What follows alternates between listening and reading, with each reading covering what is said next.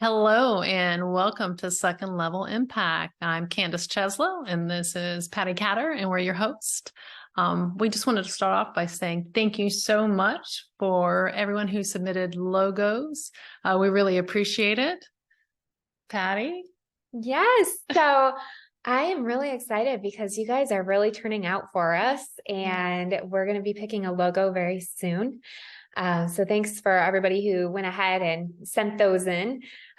Last week, we talked about imposter syndrome and we're going to just dovetail on that because we briefly touched on it last week. Yeah, we're going to follow up on that a little bit and kind of describe, what exactly is imposter syndrome. And when we first discussed this a while back, I thought it was someone pretending to be something they weren't, because we see that, you hear about stolen valor where people say there's something in the military that they actually aren't. So I thought that was imposter syndrome. But actually, imposter syndrome is when you really don't feel good enough about yourself. You undervalue who you are, and you feel that you just don't deserve what's going on or that you're not qualified to do what you're doing. So this is a pretty big topic. Yeah, it is. And it's so funny because before every episode I've ever recorded over the last several years, since 2007, I'm sorry, I would always try to be so proper when I was speaking on the microphone. And then, fast forward all these years and trying to sit so proper during recordings and to look a certain way. And here I am on purpose today, intentionally wearing casual clothes and socks, no shoes and socks. Hey, if you're in Florida, that's a pretty big deal to wear socks. That is. You don't have on flip-flops. Yes. Yeah. So I wanted just to be super authentic today and really dig into imposter syndrome. It's a really big deal, and it's a big thing that people allow to come into their lives to prevent them from doing things. Yeah. So we've seen that there are 4 P's in imposter syndrome. You have perfectionists, you have paralysis, then there's people pleasing, which I'm definitely guilty of. And then we also have procrastination. Patti, have you had any of these kind of impact your life? Not at all. If so, tell us about it. Not at all. Yeah. So perfectionism, definitely. I was raised in a home where literally anything that you did, you could always do better, no matter what it was. Like anything, you could always do something better. So that paralysis, I think we all have, right? So you have an idea, you think it's a good idea, but then you start analyzing yourself. And it might not be so perfect, or you think somebody else is better than you. And so you freeze. It's like, you just freeze. You don't move. You have these ideas and you don't move on them. People pleasing. Yeah. Good idea, fairies. I'll come up one day and just have this, what I think is a great idea. And then the next day, as the excitement wanes, I'm like, oh, but really, can I do that? I shouldn't do that. That would take too much time, effort, energy. I probably wouldn't do a good job. So yeah, I definitely have experienced that. Well, and let's be honest here. You, I think, are a little perfectionist as well, right?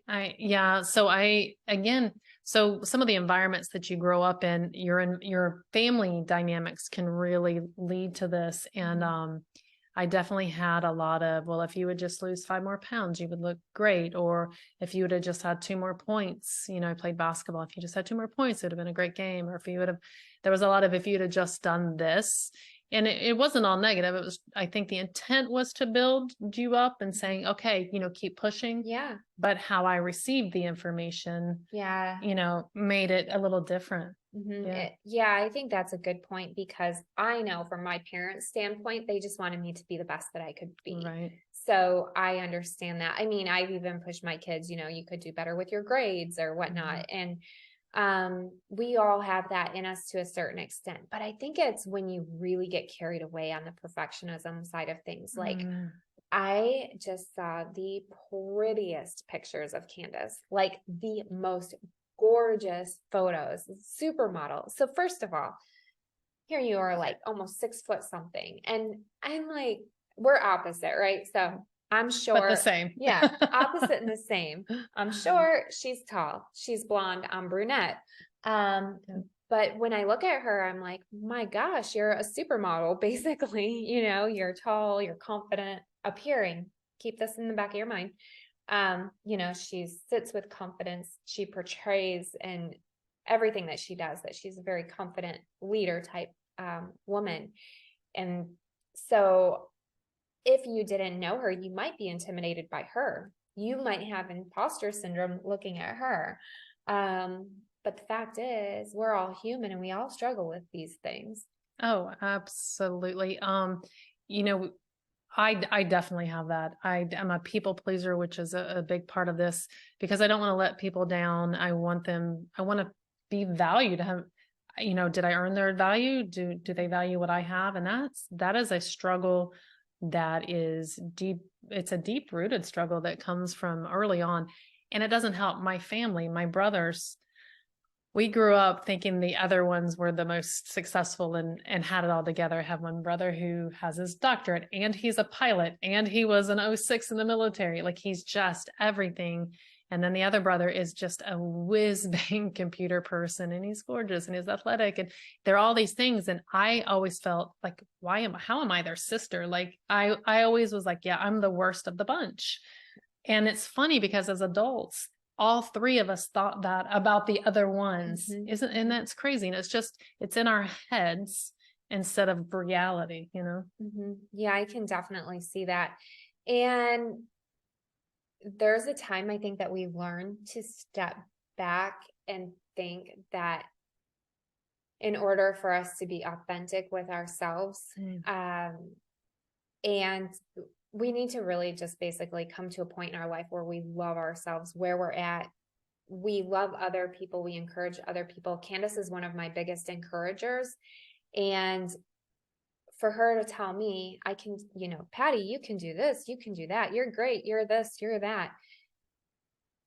But we can't talk to ourselves the same way. Right. And that is huge. Like when I hear myself say things, I'm learning, like would I talk to my friend that way? Would I ever say those words that are in my head to my friend? And the answer is absolutely not. I would be on top of them saying, you will not say that about yourself. Like you're this, that, and the other. Amazing. And how we bring that. And unfortunately, we can teach that to our children and that kind of negative self-talk. And again, keep in mind what we portray on the outside is not necessarily what's going on the inside. And that's huge. That's so true. I was just thinking, so Candace is like, you know, I think I look big here, or this, I think this looks funny. I'm sitting funny. And really, Candace, I think you would kill me if I said those things about myself. I would. You would be like, Patti, you don't, you know. And it's okay. Like now Patti is a professional. She knows how to pose and everything was so polished. So I'm comparing myself against someone who's been doing this for a long time. And I'm comparing myself to somebody who literally is like a supermodel. And I'm like, how am I going to compare to this? Like she stands next to me and she's like, the Eiffel Tower or no, that's Eiffel Tower's crooked. I'm the Eiffel Tower. She's the Statue of Liberty. My goodness. Well, you know, but when you think about this though, and look at my friend group, I have never had one friend that is based off how they look, what their job was, where their standing was in church, where their standing was in the community, if they're on the PTA. Like my authentic friends, none of that mattered or will ever matter. It's who they are. And that's where, you know, as we age, and some people are just born with this confidence, they're just confident. But for the rest of us, you know, as we age, we learn that those external things are not important. That's so true.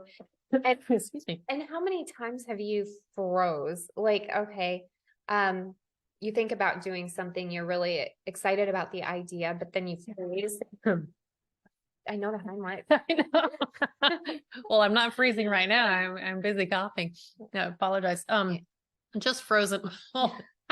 You know, when you say freezing, again, I was in the military and was in some pretty intense situations, and I was very surprised. The training is great. It really kicks in. So I never froze in a situation I was in Iraq. when I came back, we were hiking in Alaska and we were just hiking along and everybody, and all of a sudden I hit some shale, some really slippery rock, and I slid about 2 feet. There is nothing stopping me. And so even though I know this isn't what we're talking about, like I froze. That's the one moment that I remember thinking, you have to move. And it's kind of the same thing though. You have to get to the point where you feel frozen, that you can't do anything, and that then your next move could be life or death. But you have to move forward. You have to know that you have to take that step. You can't stay where you are. And that's the important thing, is you cannot stay where you are. And if you're going to fail, that's fine, but fail forward. Yeah. Don't fall back into the same things, but if you're going to fail, just do it forward. Just move forward. Yeah. I know, it's so funny because while you're saying this, I'm thinking about, my gosh. So if you're a perfectionist out there, right? We shouldn't be perfectionists, for one. But if you are, I mean, I am. I keep saying I shouldn't be, but I still am, right? Why not use that perfectionism in yourself to implement goals to forward yourself so you don't remain stagnant, right? So we do have, you have different traits about yourself that you can either use for the good or for the bad. So while you're saying that, I'm like, yeah, that I think that the perfectionism it can be used in a good way to move forward, because yeah, some people listening, they might be really stuck in a situation they think that they cannot get out of. But if you are a perfectionist, you can think outside that box and get to your goal. Yeah. And think about that second level impact. Yeah. If you decide to move forward and use that for a positive change, use that perfectionism to help, to lead, to grow in yourself. And part of perfectionism is not being perfect. Yeah, exactly. It's not being perfect. Like, I think that is, that's pretty amazing. Just for example, gifts. Like, you worry so much about a gift, but I bet some of your favorite gifts are from your children. The drawings they have. I mean, they're like Monet's. I have my kids' stuff framed. Some of their stuff framed because it's like truly from the heart, and that's where we can grow as people. And the society now has such an emphasis on how we look and how we appear and how we put ourselves forward. And branding, it just stuns me that we have so much emphasis on that instead of just being authentic and being who we are and being able to pass that, make someone smile on the street. Like, it's really powerful what you can do if you let go, you move forward. Yeah, it's so true. And, we have to get to the point where we're able to look past all of the little things in life that may be holding you back, including people pleasing. I think we've all done that. It sounds like you and I were raised rather similarly when it comes to wanting to please people, maybe your parent or adult figures, coaches, people, friends. Yeah, absolutely. Living up to other people's expectations was a big, and it's something that I'm still working on, because some of my friends are just extremely successful, or people that I went to school with, or they're famous, and you're famous, and just having that, well, why didn't I, couldn't I, shouldn't I, but then take a look. I think the important thing is not letting that self-doubt and undervaluing who we are and the contributions we make to our family, to our friends, to our society, our churches, our neighborhoods. Have you gone out and helped a neighbor before? Then you shouldn't undervalue yourself. That is a selfless act that is beautiful, and money can't buy that, Absolutely. So what happens when you procrastinate? How do we get out of that? Because, we talked about being frozen or being paralyzed by either fear or reluctance, to move forward, because we might not think, you're not good enough. You're not this or that. We've talked a little bit about the people pleasing, because there were the 4 P's. So we had like the professionalism, the paralysis, the people pleasing, and then the procrastination. You guys try saying that 10 times. But how do we get past that procrastination? I mean, for me, I make a list of goals, and really you just have to work on those goals. And it's funny, I'm a pen and paper kind of girl, but however, I think that's a huge step in my daughter calls it adulting, which a lot of people call it adulting, but nobody who really likes to be an adult. I just, when I grow up, I didn't plan on being an adult. Who really wants to do this? But I have found that, if they're small tasks, write them down, knock them out. And I feel so much better. It gets it off the plate, on the small task, but then the big ones, this podcast, it was an idea and you did not let grass grow. You're like, okay, we're doing it. We're on it. And I was just kind of along for the ride. I was like a kite in the wind. Poor Candace. I was just thinking the other day about how great of a friend she's been, because I'm like, hey, you want to do this? And she's like, okay. Yeah, next we're going scuba diving with sharks. Is that right? Let's do it. I'm scared. Let's go. Let's do it. Yeah, that is my fear, by the way. Yeah, deep waters, dark waters, I have to say. Dark waters is it's I would procrastinate doing that. Yeah, I would definitely procrastinate doing that. Yeah. But what about like people pleasing? Have you found yourself in situations where, or you find yourself in situations where you don't want to say no because you're busy people pleasing, and you can get so overwhelmed with helping other people that you haven't taken time to take care of yourself, even if you love helping others? Was there a turning point in your life, or was that a gradual change? Yeah, for me, there was a pretty strong pivotal point for me. I was helping take care of my parents, my mom specifically. She was dying of cancer at that time.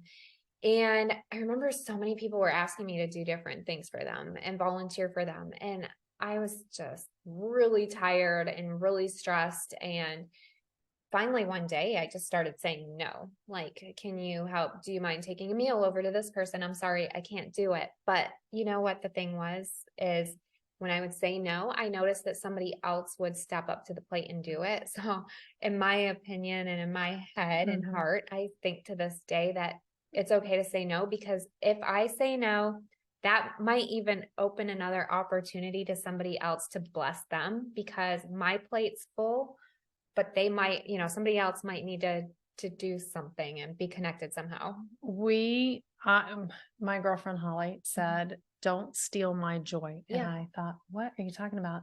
So I was, my husband was deployed and I had 2 children. They're only just over a year apart. And I was on active duty.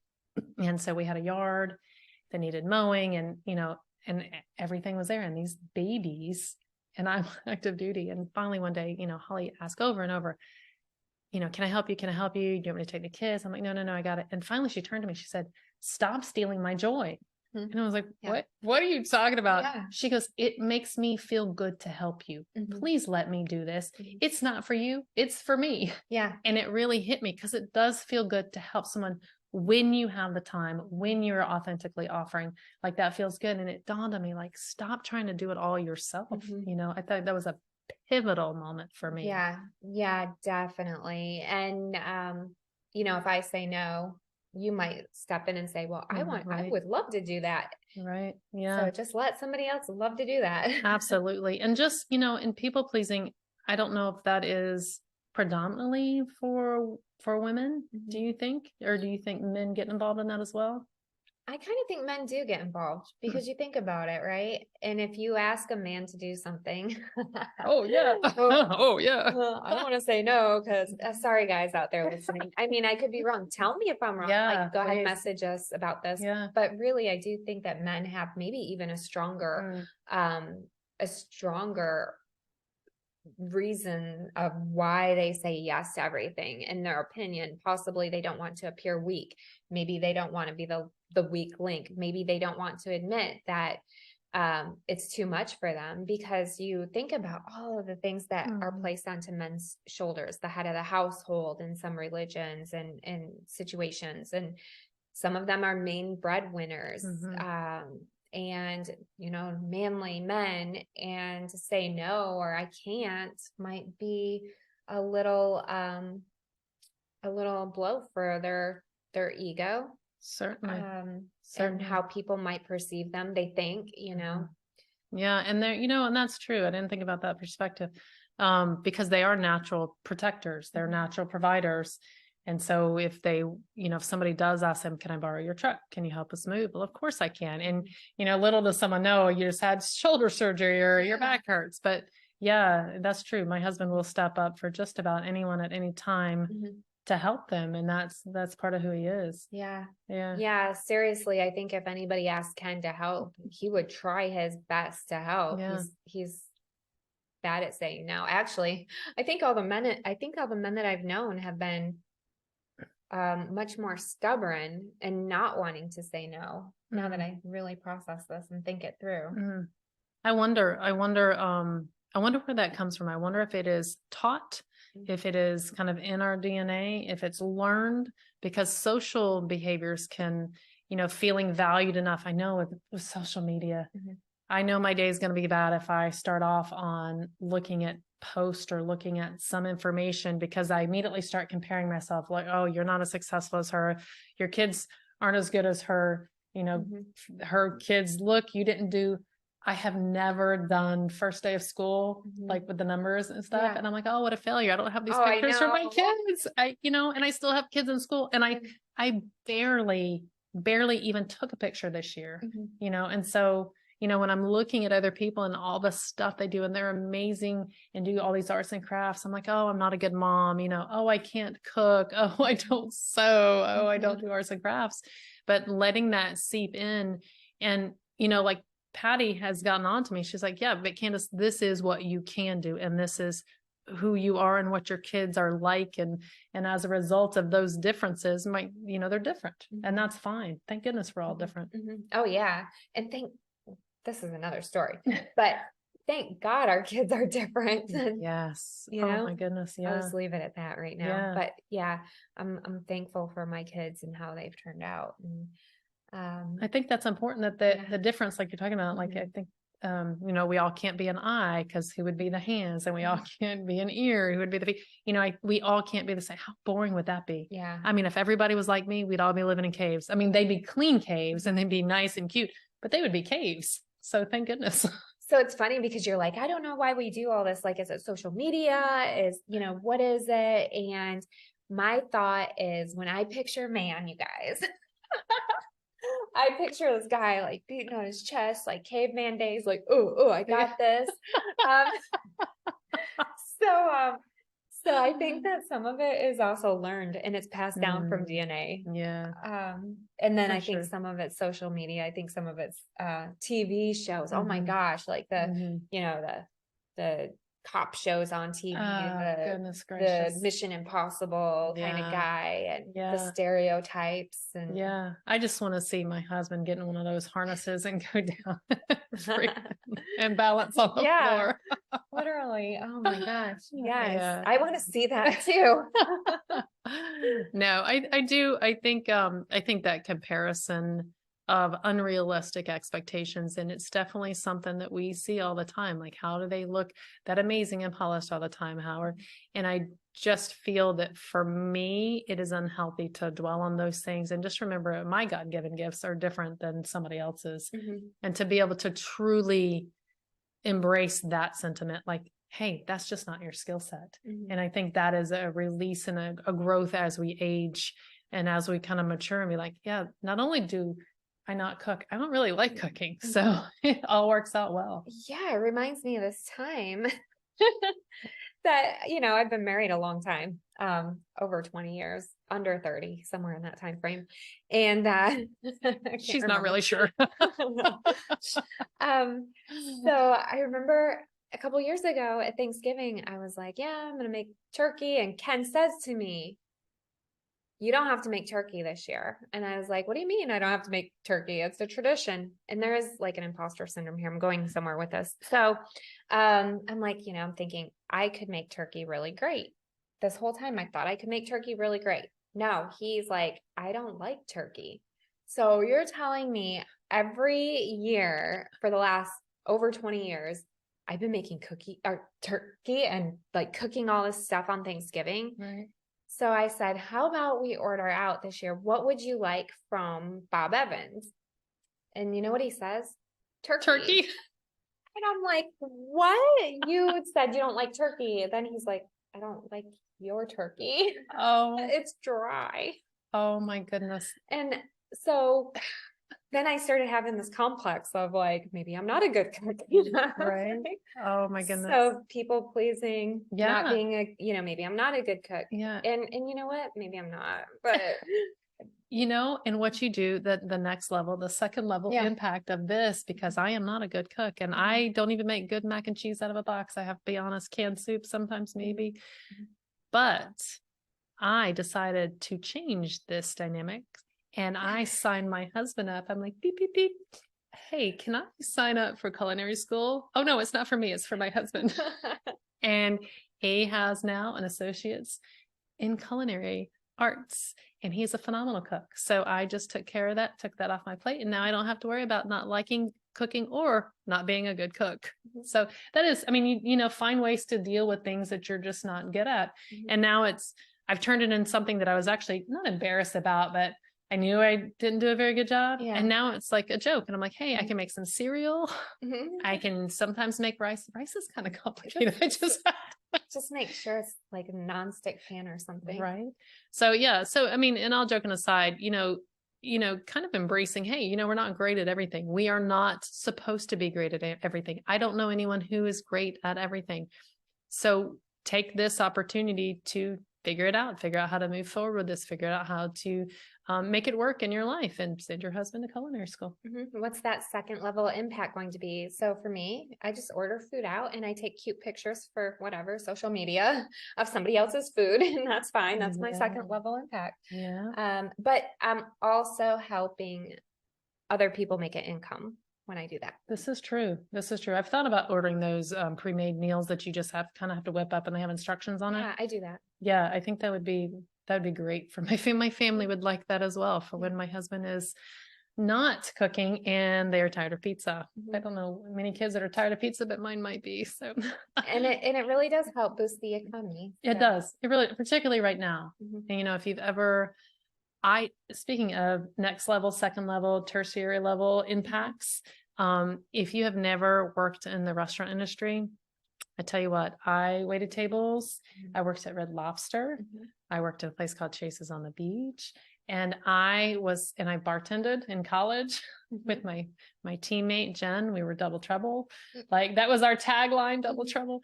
But I think that you're humbled in such a way and you're literally working for tips. So so when you do engage in activities, that second level impact, who are you helping? You're helping kids get through college, you're helping kids be able to move out of the house. You're helping other people. So there's always, whatever your decision is, you are literally making an impact directly or indirectly on someone else's lives. And again, joking aside, Joe going to culinary school, that helps that program, that helps the chef who's in charge of the school. It helps, it continues to spread. And I think if you really want to make that impact and that ripple effect happen, understand that your decisions are always going to have a next level impact on other people. Absolutely. Yes, absolutely. So we briefly touched on social media, and next show, we're going to be talking all about social media, the good, the bad, the ugly. I do believe there's some good reasons to have social media, which I'll talk about that. Yeah. Some really bad reasons to have social media. We'll talk about great influences, bad influences, and everything in between. Yeah. I'm looking forward to that, especially if you have children. Those impacts are pretty profound and they can, have long-term ramifications. Absolutely. If you're listening to the show right now, head over to, I was going to say social media, or that. Head over to Second Level Impact on Instagram. And then we do have a Facebook group that's very interactive. So head over to Second Level Impact on Facebook to the group. You can add Candace and I on social media.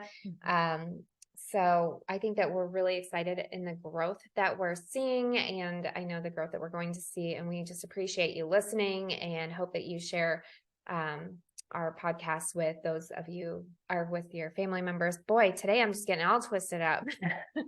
And we look forward to sharing the winner of the logo contest. I'm excited for that and to put that out. Yeah. So thank you again for everybody who submitted. That was wonderful to look through the artistic skill that people have, that again, I do not. Yes, thank you. And we should hopefully be announcing the winner by next week sometime. So thank you. Thanks for having us. Thanks, guys and girls.